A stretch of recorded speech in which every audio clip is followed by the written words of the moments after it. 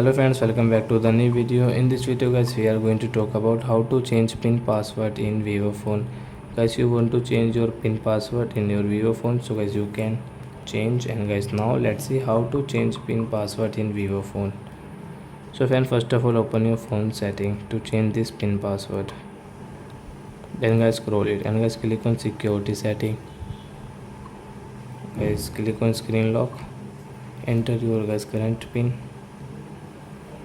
Again guys click on pin and guys new pin guys we will take 3690.